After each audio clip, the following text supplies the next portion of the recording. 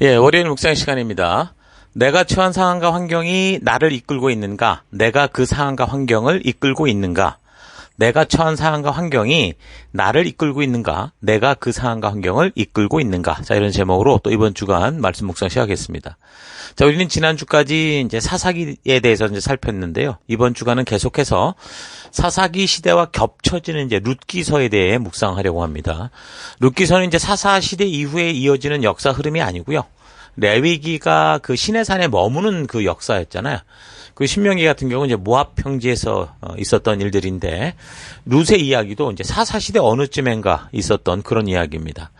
항상 성경의 사건들을 역사적으로 정확하게 언제다라고 규정하는 게 쉽지 않은데, 본문에 이제 그런 그 분명한 그 시대를 기술하고 있지 않기 때문입니다. 그래서 어떤 사람들은 내용을 통해 볼 때 아마도 기드온이나 입다가 사사로 활동하던 시대쯤일 것이다, 그렇게 추측을 해요.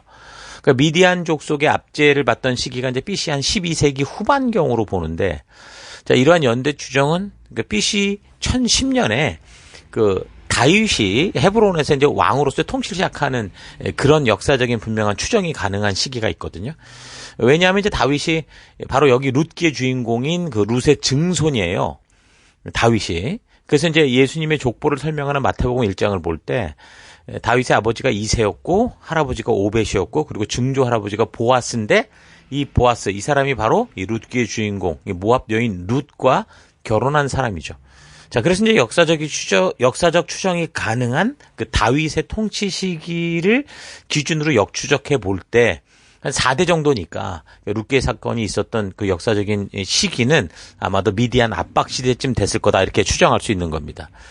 그래서 여러분 이제 파워포인트에 있는 그 표가 보여주듯이 마태복음에 나오는 그 예수님의 족보의 내용은 이게 중간중간 생략되는 부분들이 있던 걸 알 수 있는데요.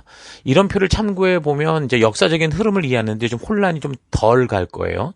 마태복음 1장에서 이제 족보와 또 룻기 4장에 이제 여기 지금 다윗과 관련된 똑같은 이제 족보의 순서가 좀 나오는데, 이 룻기 4장 18절에부터 뭐라고 나오냐면, 베레스의 족보는 다음과 같다, 그렇게 얘기하면서 베레스는 헤스론을 낳고, 헤스론은 람을 낳고, 람은 암미나답을 낳았고, 암미나답은 나손을 낳았고, 나손은 살몬을 낳았고, 살몬은 보아스를 낳았고, 보아스는 오벳을 낳았고, 오벳은 이새를 낳았고, 이새는 다윗을 낳았다, 이렇게 분명하게 마지막 다윗까지의 족보를 이렇게 적어 내려갑니다. 그러니까 마태복음에서도 거의 똑같이 언급이 되는데, 여기서 몇 가지 설명이 덧붙여져요. 마태복음 1장 5절에 뭐라고 그러냐면, 살몬은 라합에게서 보아스를 낳았다, 이렇게 이제 누가 이 와이프였는지 아내였는지를 말해주죠. 그리고 보아스는 룻에게서 오벳을 낳았다, 이렇게 얘기를 해요. 그래서 오벳은 이새를 낳고 이새는 다윗을 낳았다, 이제 이렇게 가는 거죠. 그러니까 여기 나오는 족보들을 참고할 때 보아스가 살몬의 아들이라고 이렇게 나오는데, 그러니까 살몬은 라합에게서 보아스를 낳았다, 이렇게 말을 하는데, 사실 살몬은요 누구냐면 여리고 정탐꾼이었습니다. 정탐꾼으로 갔던 사람이었어요. 그리고 마태복음 이거를 참고해 볼 때 그 살몬의 그 부인이 누구였냐면 그 여리고 기생 라합이었다라는 거죠. 그게 분명하면 이 살몬이라는 사람은 분명히 가나안 정복 초기 사람이잖아요. 근데 보아스는 지금 기드온 사사 시대쯤 살았던 사람이기 때문에 적어도 이제 살몬과 보아스 사이의 그 시기는 적어도 한 200년에서 300년 정도는 차이가 나는 거죠. 그럼 이제 바로 그게 후손이 될 수 없다는 걸 우리가 분명히 알 수 있을 거예요. 그렇다면 살몬의 아들이 보아스가 될 수 없는 거죠. 이런 것들을 우리가 잘 그 표를 통해 분별할 수 있어야 됩니다. 그러니까 가나안 정복의 지도자인 여호수아와 그 세대 사람들이 다 죽은 이후에 그 사사 시대가 이제 영적 암흑기로 이제 접어들게 되면서 인물들이 이제 거의 뭐 없는 거죠, 말하자면 쓸만한 인물들이.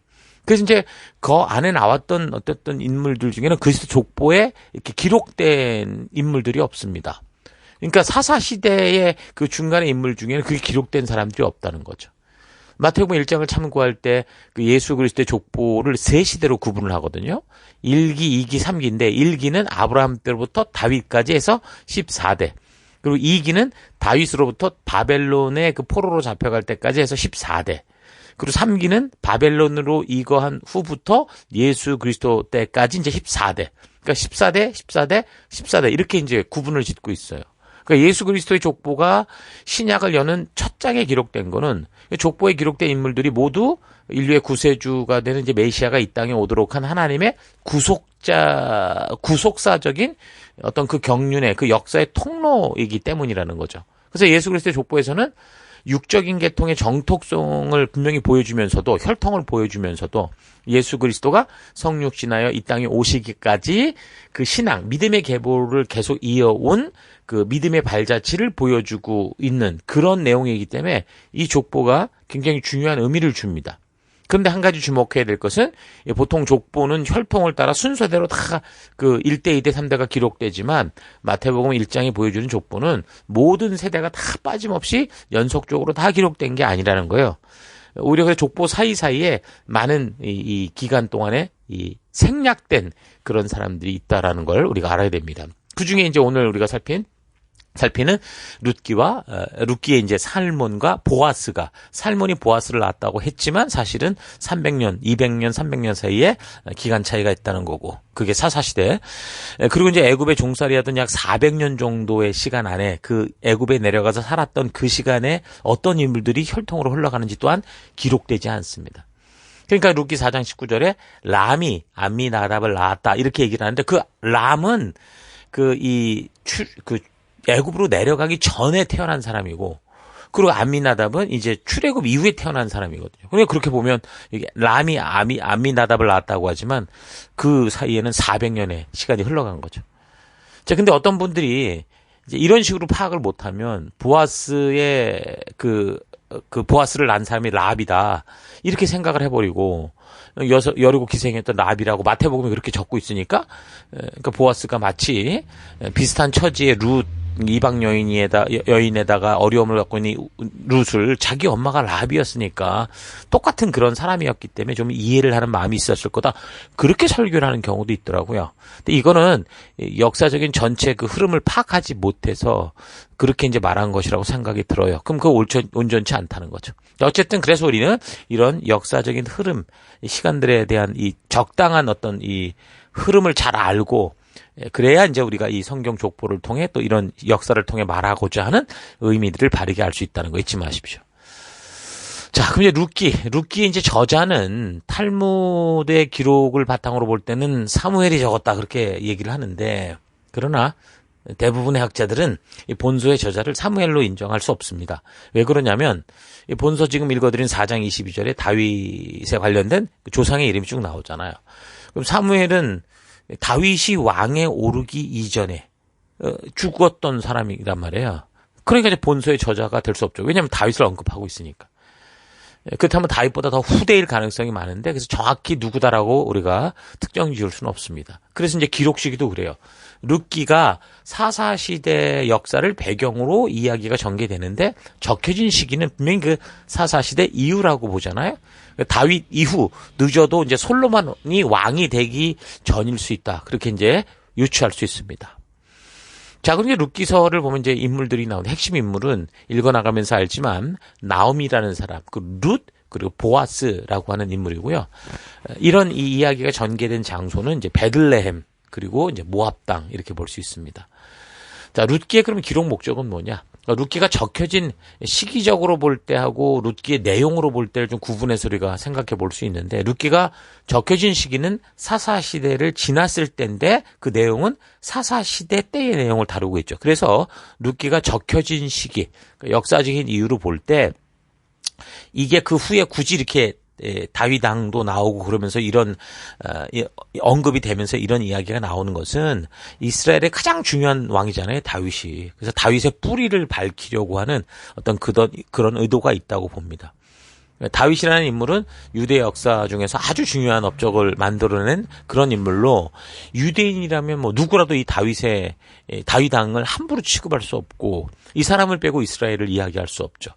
아주 나라의 체면을 세울 뿐만이 아니라 사실상 이스라엘의 가장 최고의 역사를 만들어낸 인물, 하나님이 가나안 땅을 약속했던 그 영토를 거의 뭐 사실 통치할 수 있었던 인물이었기 때문에 뭐 다윗이 어떤 인물인지를 분명히 이제 그 역사를 통해 알릴 필요가 있어서, 그래서 아마 룻기를 통해 그런 흔적을 남겼다, 이제 그렇게 보는 거죠. 자, 근데 다윗의 혈통으로 본다면 지금 보세요, 어떻게 돼 있어요?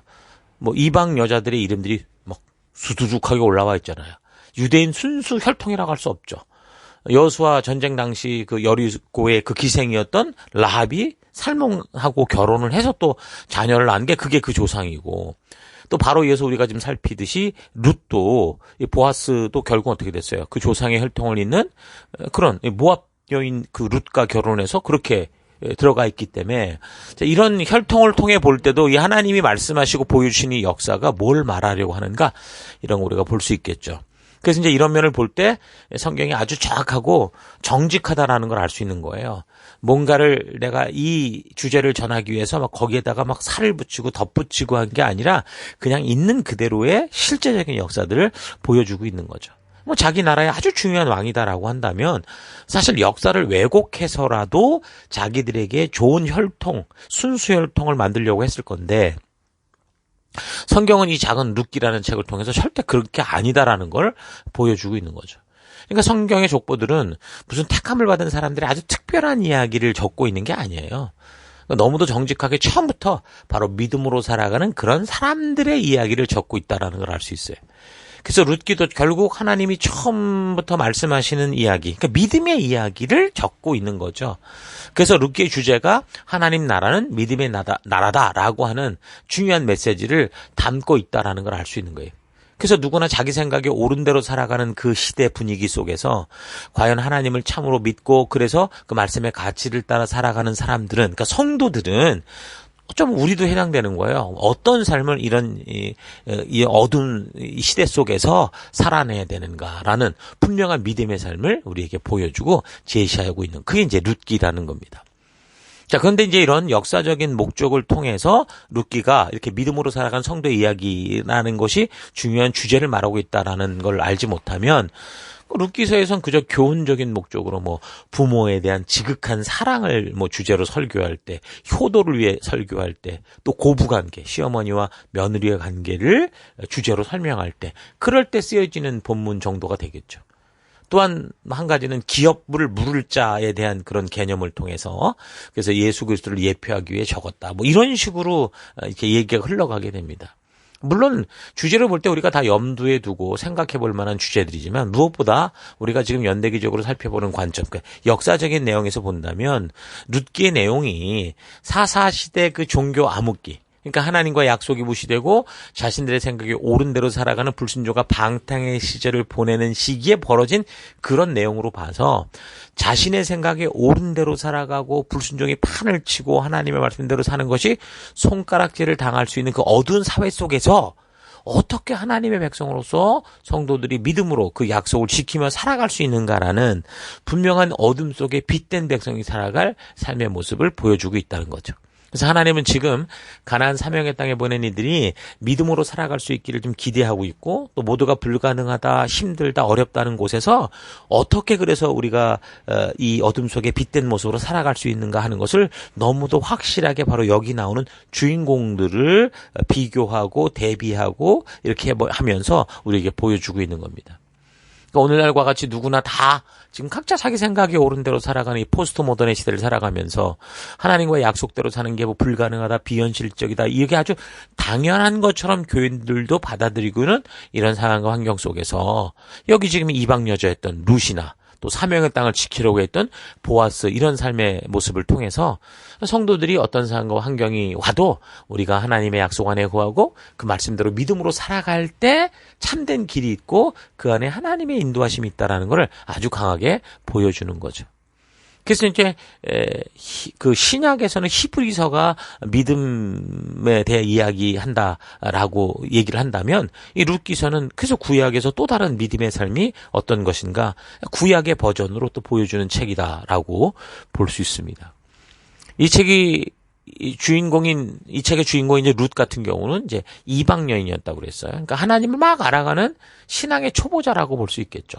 믿음을 선택할 것이냐 말 것이냐, 선택을 했다면 어떻게 살 것이냐, 이제 이런 그런 신앙의 초보자라면, 여기 나오는 이제 또 등장인물 중에 그 엘리멜렉이나 나오스 같은 사람, 또 보아스 같은 사람은 하나님의 명령과 약속을 이미 알고 그 정체성에 대해서 그들이 이제 기억하고 있는, 그러니까 오래된 신앙 생활을 해오던 그런 성도들의 모습을 이렇게 대변해서 보여준다라고 볼 수 있습니다.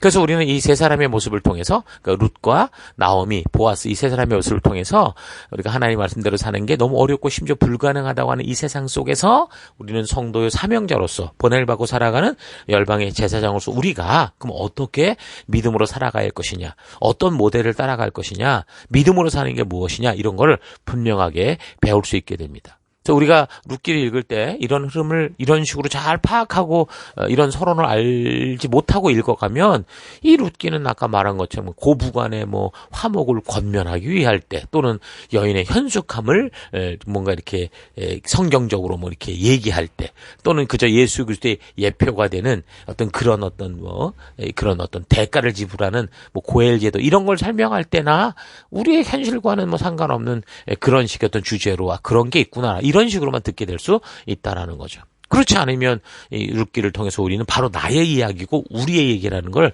우리가 알 수 있잖아요.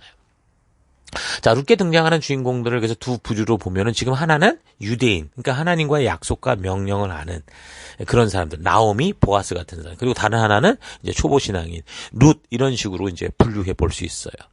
역사적으로 성경을 살피며 출애굽에서부터 여호수아서를 볼 때, 여호수아서를 볼 때 이스라엘 백성들의 그 모습은 뭐였습니까? 시내산에서 하나님과 거룩한 제사장 나라답게 살아가는 명령과 약속을 받고 그래서 하나님이 준비하신 소명의 땅 가나안의 주인이 된 사람들. 그러니까 그곳에서 열방의 제사장이요 거룩한 백성이라는 이 정체성을 가지고 살아가는 사람들이었다고 볼 수 있어요.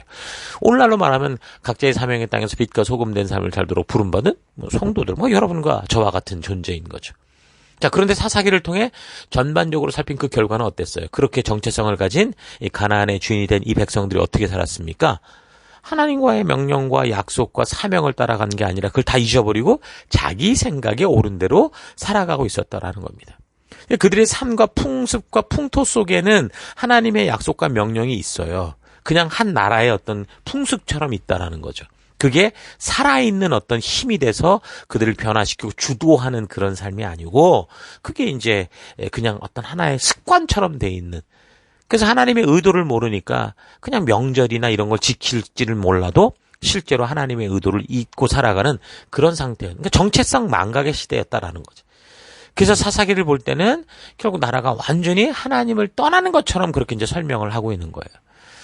하지만 오늘 룻기의 내용을 근거로 볼 땐 또 어때요? 사사시대 벌어졌던 일인데 그렇게 정체성을 망각하는 그런 시대 흐름 속에서도 지금 보면 몇몇 소수의 사람들의 경우 그 시대의 흐름처럼 하나님의 명령과 약속을 전혀 모르고 아주 하나님과 상관없는 삶을 살아가지 않고 그래도 뭔가 하나님의 그 부르심을 늘 기억하고 사는 그런 사람들도 있었다라는 걸 알 수 있는 거죠. 이미 사회적인 분위기는 이 말씀과 사명이 그들의 존재 이유가 아니라 그냥 풍습이 됐고 풍토가 돼버렸는데 그런데 그 중에서도 이제 이 사건들을 통해서 그 부르심의 의미를 알고 하나님의 의도를 알고 그대로 살아가려고 하는 일들이 벌어지고 있었다라는 걸 우리가 이제 룻기서를 보면 또 알 수 있는 거예요.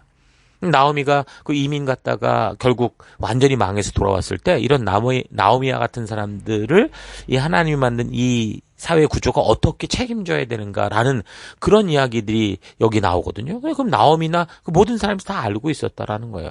그러니까 이제 그 시대 풍토와 풍습처럼 있었는데 실제로 이제 그런 문제를 처리하는 그 모든 풍토와 풍습의 뿌리는 어디가 있느냐, 어디에 있었느냐, 바로 신해산 언약에서 나오는 그 방법들이었다라는 거죠. 그래서 아마도 이들이 음식 문화에 있어서도 모든 것에 있어서 그 결국은 어쨌든 하나님의 말씀이 기준이 되는 기초가 된 그런 사회였긴 맞을 거예요. 그런 사회였을 거라고요.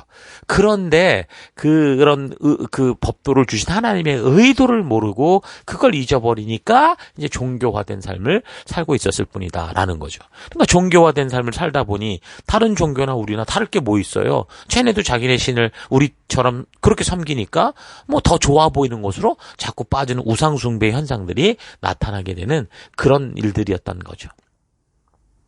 자, 그래서 이제 룻기는 사사시대 속의 백성들이 어떻게 살고 있는지를 좀 더 상세히 보여주고 있는 어떤 그 사사시대의 어떤 한 파트를 좀 세밀하게 보여주는 거라고 한다면, 그러니까 어떤 나무를 보여주는 거라고 한다면 사사기는 이제 숲을 보여주는 거라고 볼 수 있죠. 그 시대 전체를 조명하면서 역사적인 평가를 하게 되는 거예요. 근데 그 시대 전체를 보면서 이렇게 총론적으로 하는 결론은 뭐였습니까? 그 백성들이 하나님을 알지 못해서 하나님의 법도와 규례가 주는 의도를 모르고 자기 생각에 옳은 대로 살아가렸다. 이렇게 이제 평가를 하고 있는 거죠. 그래서 지난주 사사기 그 3장에서 16장에서 살폈던 것처럼 기드온 사사 때부터 이스라엘의 전체적으로 신앙의 태도가 점점 더 하나님의 진심을 잊어버리고 살아가는 하향 곡성, 신앙의 수준이 떨어져 가고 있다고 했는데, 룻기에서 보여주고 있는 이 백성들의 상태는 레위기의 명령과 약속을 전혀 모르는 그런 상황이 아니라 그 내용은 알고 있었다라는 거죠. 그러니까 습관처럼 알고 있었고, 전반적으로 그런 명령과 약속을 근거로 그렇게 사회 문화나 풍습들, 풍토들이 형성되어 있었지만, 근데 그럼에도 불구하고 그 삶에 있어서는 자기 생각대로 살아가는 그런 시대를 염두에 두고 여러분이 이 본문을 이해하면 하나님의 사명을 받은 성도들이 살아가는 믿음의 두 가지 길을 볼 수 있는 거죠. 그러니까 우리는 등장인물을 통해서 하나님의 뜻을 알고 자신의 전 상황과 환경과 상관없이 주신 사명을 따라 말씀대로 살아가려고 하는 그런 사람들, 그러니까 보아스 같은 사람이에요. 그런 사람이 있고, 그렇지 않고 또 어떤 사람이냐? 하나님의 뜻은 알지만 처한 상황과 환경에 따라 자기 생각대로 하나님과의 약속과 믿음과 사명과 상관없이 종교적인 그런 관계 안에서 그렇게 생존만을 위해 살아가는 엘리멜렉이나 나오미 같은 이 두 가지의 모습을 볼 수 있는 거죠. 엘리멜렉이나 나오미의 경우를 보면 예수님 시대 바리새인과 종교 지도자들과 같은 모습이다라는 걸 알 수 있어요. 뭔가 종교적인 율법의 통제를 따라 살아가지만 그것이 전부 종교적인 굴레와 족쇄가 되어 있어서 그저 다른 우상 숭배와 사실은 다를 바 없는 그런 모습이었던 거죠. 그러면서 율법이 주는 진정한 희생과 그 책임은 회피하고 오히려 율법을 통해 말씀해주는 혜택, 그러니까 자기가 잘 되는 것만을 골라서 이용하려고 하는 그런 모습, 그게 바로 이제 여기 나오미의 모습이다. 그렇게 볼 수 있어요. 우리가 사는 이 시대는 너무도 사사시대와 흡사하고 예수님이 오셨던 그때 그 시대와 굉장히 흡사한 것을 볼 수 있어요. 기독교가 초대교회 이후에 역사적으로 영향력을 이제 미쳐가면서 성경의 명령을 바탕으로 중세시대를 거치고 지금까지 형성된, 그러니까 유럽을 비롯한 기독교가 들어갔던 세계 곳곳의 사회 문화나 법도나 풍습, 뭐 각종 절기나 이 모든 것들이 이제는 이 온 세계로 퍼져서 그 부처를 믿는 뭐 그런 나라든 어디든 뭐 성탄절 같은 것도 그래도 나름대로 즐기고 그렇게 살고 있잖아요. 그러니까 그런 세계 여러 나라에 지금 하나님의 그 말씀의 가치가 이렇게 그로 인해 생긴 문화들이 퍼진 오늘 이 시대는 마치 여호수아와 그의 군대들이 여호와의 이름으로 그 가나안 땅을 정복해서 이제 모든 영향력이 하나님의 법도와 규례를 통해 흘러갈 수 있었던 그런 사사시대와 사실 흡사하고 다를 바가 없다라는 거죠. 그러니까 이미 뭐 초창기 사사기를 다루면서 얘기를 했던 것처럼 법치가 이제 이루어지는 이 시대가 왔다라는 것은 정말 이 하나님의 이 수고와 노력과 그 눈물로 인해 그 사사시대 정말 하나님이 드디어 아브라함과 시작했던 그 믿음의 나라를 세우고 그 하나님의 나라를 이루어갈 수 있는 그 역사의 문을 연 것처럼 오늘 이 시대도 사실 우리는 똑같이 그런 시대를 살아가고 있는 거예요. 그래서 우리 모든 성도들이 바로 이 사명을 알고 깨닫고 각자가 살아가는 삶의 곳곳에서 빛과 소금으로 그렇게 열방의 제사장처럼 살아가는 것, 그래서 거기에 하나님 나라를 이루어가는 것이 우리의 사명인 거죠. 그래서 하나님이 그런 사명을 이룰 사람을 찾으시는 거예요. 보아스와 같은. 그래서 룻과 같은 사람들을 하나님이 준비하시는 믿음의 세계 안으로, 그러니까 그게 바로 룻이 전도 대상자 아니에요. 데려오기를 원하시는데. 그런데 이제 역사 속에서 사명을 맡은 성도들이 어때요? 너무도 이 교회 안까지 와서 하나님 주신 이 놀라운 축복의 땅, 약속의 땅에서 나오미 같은 삶, 그러니까 혜택을 누리고 책임을 회피하는 그런 삶을 살아가는 게 너무 비일비재한 거죠. 그러니까 오늘날도 이 교회 속에 다들 보면 그런 두 가지의 길을 걷고 있는 모습이 보이는 거예요. 교회 안에서 나오미 같은 그런 어떤 혜택만 바라고 책임 회피하는 삶을 사는 그런 사람들이 수두룩 빽빽하고, 또 하나는 그럼에도 불구하고 보아스처럼 어려움을 함께 걸어가고 말씀의 가치대로 살아내려고 하는 그런 길을 걷는 그런 사람들이 오늘 우리 시대 속에도 있다라는 거죠. 그래서 우리는 결국 이런 시대에 대한 하나님의 평가가 사사기를 통해 알 수 있듯이 하나님의 법도와 규례를 몰라 각각 자기 생각에 옳은 대로 그렇게 행하는 그런 시대를 우리가 지금 살고 있지는 않은지, 나는 그렇게 살고 있지는 않은지, 또는 사사기와 룻기의 말씀을 근거로 정말 우리가 좀 더 하나님의 말씀, 하나님이 찾으시는 그 길을 걷고 있는지 좀 지혜롭게 좀 묵상하고 발견하는 그런 시간이 될 수 있기를 바랍니다. 자, 오늘 하루 나는 내가 보냄을 받은 삶의 터 곳곳, 그러니까 가정, 직장, 사업도, 학교, 또 모든 관계 속에서 하나님의 거룩한 백성으로 보냄을 받았다라는 사실, 그러니까 빛과 소금된 백성이라는 이 정체성을 확실히 알고,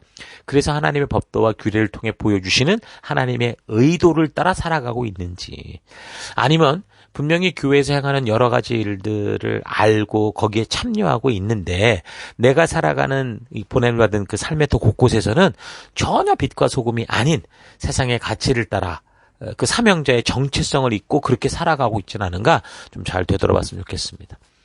우리가 성공한 사업가로 살든 백수로 살든 그 어떤 각자의 전문 분야에서 여러 영향력을 미치는 그런 전문가로 살든 그보다 먼저 된 우리의 그 존재 정체성, 그러니까 우리가 먼저 이 땅을 살아가는 존재 이유가 정체성이 바로 하나님께서 나를 거룩한 백성으로 보내신 사명자라는 이 본분을 확실히 알고 살아가는 거, 그게 사실 성도거든요.